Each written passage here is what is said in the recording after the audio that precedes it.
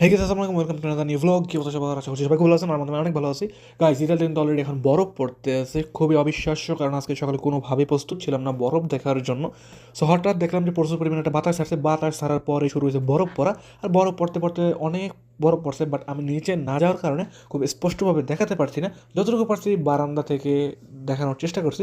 So এই নিয়ে আমার এই চ্যানেলে একটা ভ্লগ আসবে খুব শীঘ্র। ওটা দেখার জন্য আপনারা অবশ্যই প্রস্তুত থাকবেন। আর ইতালিতে কে কোথায় আছেন, কোন জায়গায় বরফ পড়ে না পড়ে, অবশ্যই এই ভিডিওর কমেন্টে জানিয়ে দিতে ভুলবেন না। সো বরফ পড়লে যে বাসার মধ্যে প্রচুর পরিমাণে শীত, কাইনেটিক এমন না। আমি বাসার মধ্যে খুবই নর্মাল ড্রেস পরা ছিলাম। যদি ভারী ড্রেস পরা অবস্থায় যদি থাকতাম তাহলে হয়তো বা নিচে যেয়ে দেখাতে পারতাম। যেহেতু আমি নিচে যাইনি, যার কারণে আমি আসলে কোনোভাবেই ধরে দেখাতে পারিনি। সো দেখা যাক কি কি বরফ পড়ে, মানে সামনে আর কতটুকু বরফ পড়ে। আমাদের এদিকে বরফের পরিমাণটা খুবই কম। ইতালিতে এমন এমন শহর আছে যে শহরে 12 মাস বরফ পড়ে থাকে, 12 মাস শীত থাকে। আমাদের এদিকে বরফের পরিমাণটা খুব কম, আলহামদুলিল্লাহ, কারণ শীতের পরিমাণটা একটু কম থাকে। দেখা হবে পরবর্তী শহরে। ভালো থাকবেন।